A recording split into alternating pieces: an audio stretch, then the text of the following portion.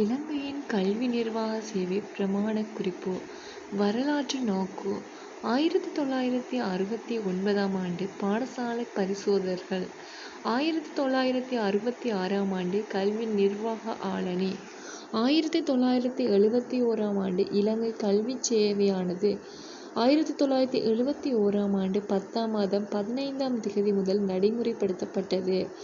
1973ஆம் ஆண்டு கல்வி நிர்வாக பதவி நிலையில் மாற்றம் ஏற்பட்டது. 1986ஆம் ஆண்டு இலங்கை கல்வி நிர்வாக சேவை 5 வகுப்புகளாக உருவாக்கம் பெற்றது.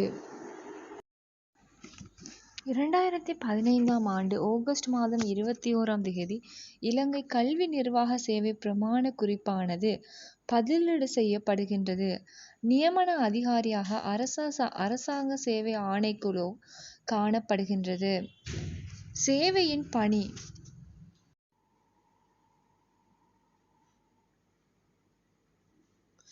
இச்சேவையினுடைய பணியாக இலங்கையின் ஒட்டுமொத்த மனிதவள அபிவிருத்திக்காக பொதுவான கல்வியுடன் தொடர்புடைய தேசிய கல்விக் கொள்கைகளை வகுப்பதற்கு உதவியாக இருத்தலும், அமுல் செய்தலும், வழிநடாத்துதல், ஒழுங்குமுறைப்படுத்தலும், மதிப்பீடும், இரண்டாம் நிலை கல்விக்கும் இரண்டாம் நிலை கல்விக்கு பிந்திய கல்விக்கும் இடையில் தொடர்புகளை கட்டியெழுப்புதலும் ஆகும். மேலும் கற்றல் கற்பித்தல் செயற்பாடுகளை பலப்படுத்துவதற்காக பங்களிப்பு செய்வதன் ஊடாக கல்வி முறைமையில் எல்லா நிறுவனங்களையும் முகாமை செய்வதன் ஊடாகவும் மேற்பார்வை செய்வதன் ஊடாகவும் கல்வியின் தரத்தில் அபிவிருத்தியினை உறுதிப்படுத்துதல் போன்றன இதன் பணியாகும். சேவைக்குரிய பதவிகள் பொதுச் சேவை ஆளணி மற்றும் விசேட சேவை ஆளணி ஆகும். இதற்கான வயது எல்லையாக 22 வருடங்களுக்கு குறையாமலும் 30 வருடங்களுக்கு மேற்படாமலும் இருத்தல் வேண்டும். முன் சேவை பயிற்சி சேவைக்கு ஆட்சேர்ப்பு செய்யப்படுகின்ற ஒவ்வொரு உத்தியோகத்தரும் கல்விச் செயலாளரினால் தீர்மானிக்கப்படுகின்ற சேவை பயிற்சி நிலையம் ஒன்றின் மூலம் முன் சேவை பயிற்சி ஒன்றினை பூர்த்தி செய்திருத்தல் வேண்டும்.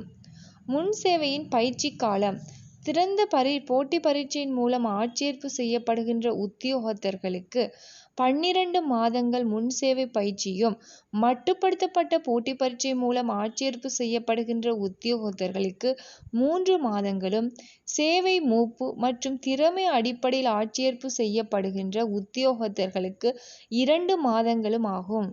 செயலூக்கமிக்க சேவை காலம் என்பது யாது? அதாவது செயலூக்கமிக்க சேவை காலம் என்பது தனது பதவிக்குரிய சம்பளத்தை பெற்ற நிலையில் உண்மையாகவே கடமையில் ஈடுபட்டிருந்த சேவை காலத்தினை குறிக்கும். அதாவது பதவிக்குரிய சம்பளத்தை பெற்று உண்மையாக அவர் கடமையில் ஈடுபட்டிருந்த சேவை காலம்தான் செயலூக்கமிக்க சேவை காலம். செயலூக்கமிக்க கால பகுதியாக கருதப்பட வேண்டுமென அமைச்சரவையினால் கொள்கை அடிப்படையில் விசேடமாக குறிப்பிடப்பட்டுள்ள சம்பளமற்ற லீவு காலம் தவிர்ந்த ஏனைய அனைத்து சம்பளமற்ற லீவு காலப்பகுதிகளும் செயலூக்கமிக்க காலப்பகுதியாக கணக்கிடப்பட மாட்டாது. அதாவது சம்பளமற்ற லீவு காலம் தவிர்ந்தன்னு சொல்லக்குள்ள கர்ப்பிணி தாய்மார்கள் அவர்களுக்கான சம்பளமற்ற லீவு காலம் தவிர்ந்த மற்ற அனைத்து சம்பளமற்ற லீவு காலப்பகுதிகளும் செயலூக்கமிக்க காலப்பகுதியாக கணக்கிடப்பட மாட்டாது.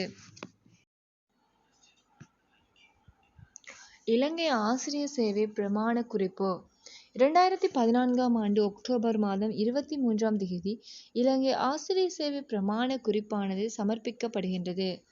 கல்வி அமைச்சு இசுருபாய பெலவத்த பத்திரமுள்ள நியமன பொறுப்பாளராக அரச சேவை ஆணைக்குழு சபையினால் வழங்கப்பட்ட கல்வி விடயங்களுக்கு பொறுப்பான அமைச்சின் செயலாளர் ஆகும். ஆசிரியர் சேவையின் தரங்களின் மொத்த எண்ணிக்கை 7. ஆசிரியர் சேவையின் வகுப்புகளின் மொத்த எண்ணிக்கை 3. ஆசிரியர் சேவையின் சம்பள படிநிலைகளின் மொத்த எண்ணிக்கை 18 ஆகும். இதற்கான குறைந்தபட்ச வயதெல்லையாக 18 ஆண்டுகளும் உயர்ந்தபட்ச வயதெல்லையாக 35 ஆண்டுகளும் காணப்படுகின்றது. நியமன பொறுப்பாளராக பரீட்சை ஆணையாளர் நாயகம் காணப்படுகின்றார். பிரயோக பரீட்சை மற்றும் பொதுவான நேர்முக பரீட்சைகள் மூலம் இதன் ஆட்சியர் வினை நடைபெறுகின்றது. பிரயோக பரீட்சை விண்ணப்பதாரினால் இனங்காணப்பட்ட தலைப்புகளின் கீழ் 5 நிமிடங்களை விட குறையாத சமர்ப்பிப்பு பிரயோக பரீட்சையாக மேற்கொள்ளப்பட வேண்டும். பொதுவான நேர்முக பரீட்சை நேர்முக பரீட்சை சேவை பிரமாண குறிப்புகளுக்கு அமைய பகிரங்கப்படுத்தப்படுகின்ற வர்த்தமானி அறிவித்தல் அல்லது பத்திரிகை அறிவித்தல் அல்லது இணையதள அறிவித்தல்களில் குறிப்பிடப்பட்டுள்ள தகைமைகளுக்கு அமைய பூர்த்தி செய்யப்பட்டுள்ளதா என பரிசீலனை செய்தல் மற்றும் உள தகைமைகளை பரிசீலனை செய்தல் ஆகும்.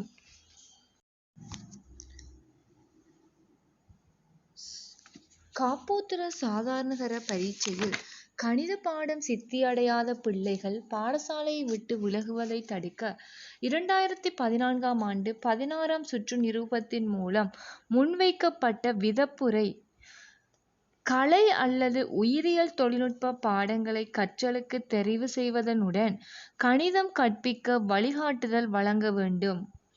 சோவியத் யூனியனில் 8 வருட கல்வியை முடித்து தொழிலில் ஈடுபட்டுள்ளோருக்கு உயர்கல்வியினை பெறுவதற்காக நிறுவப்பட்டுள்ள மாலை நேர பாடசாலையினை ஒத்ததான இலங்கையில் உள்ள பாடசாலை யாது? திறந்த பாடசாலை. தேசிய சனத்தொகையின் பொதுக்கல்வி மட்டங்களை வெளிப்படுத்துகின்ற நவீன சுட்டியாக பயன்படுத்தப்படுகின்ற MYS சுட்டியினால் கருதப்படுவது யாது? வயது வந்தோர் பாடசாலைக்கு சென்ற வருடங்களின் சராசரி. Mean year of schooling of adults. பிள்ளை ஒருவரை பாடசாலைக்கு சேர்க்கும் போது அவசியமான ஆவணம் யாது? மாணவர்களின் பிறப்புச் சான்றிதழ் பத்திரம். பாடசாலை ஒன்றின் பிள்ளைகள் கல்வி சுற்றுலாவுக்கு செல்ல வேண்டுமெனின் அதன் அங்கீகாரங்களை பெற வேண்டியது வலயக்கல்வி பணிப்பாளரிடமிருந்தாகும். பாடசாலை ஒன்றினது சிற்றுண்டிச்சாலையினை நிர்வகிப்பவர் பாடசாலை சிற்றுண்டிச்சாலை குழுவாகும். பாடசாலை ஒன்றில் மாணவர்களினது வைத்திய பரிசோதனைகள் நடாத்தப்படுவது பிரதேச சுகாதார வைத்திய அலுவலகரினால் ஆகும்.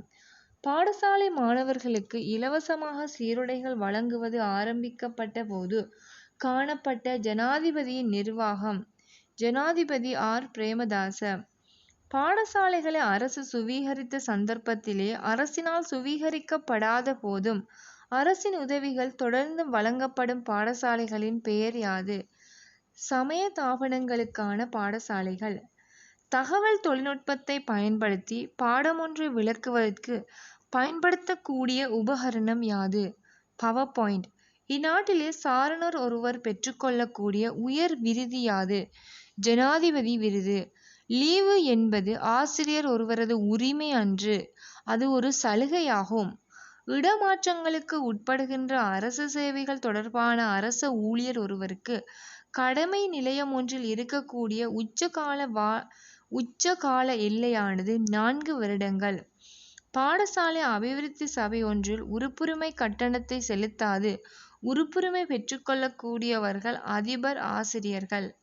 இடைநிலை பாடசாலை மாணவர்கள் தமது திறமை மற்றும் தொழிற்சந்தைகளில் உள்ள தொழில் வாய்ப்புகளை அறிந்து கொள்வதற்காக பாடசாலைகளில் செயற்படுத்தப்படுகின்ற வேலை திட்டம் தொழில் வழிகாட்டல் ஆகும். இலங்கையிலே உதவி பெறும் பாடசாலைகளில் அதிக எண்ணிக்கையிலாக நடாத்தப்பட்டு வருவது பல்வேறு சமய நிறுவனங்களினால் ஆகும். தற்போது 5ஆம் வகுப்பு புலமை பரிசு பரீட்சையில் காணக்கூடிய பாரிய போட்டித்தன்மையினை குறைப்பதற்காக செயற்படுத்தப்பட வேண்டியது பிரபல்யமான பாடசாலைகளுக்கு மாணவர்களை சேர்த்து கொள்வதற்கு புலமை பரிசில் பரீட்சை புள்ளிகளை பயன்படுத்தி கொள்ளாமை. மாணவர் ஒருவர் 5ஆம் வகுப்பு புலமை பரிசு பரீட்சையில் சித்தியடைந்து புலமை பரிசில்களுக்காக தகுதியை பெற்றுக்கொள்ள வேண்டுமெனின் அந்த மாணவனின் குடும்பத்தின் வருடாந்த வருமானம் இருக்க வேண்டிய மட்டம் வருடம் ஒன்றிற்கு 54,000 ரூபாவாகும்.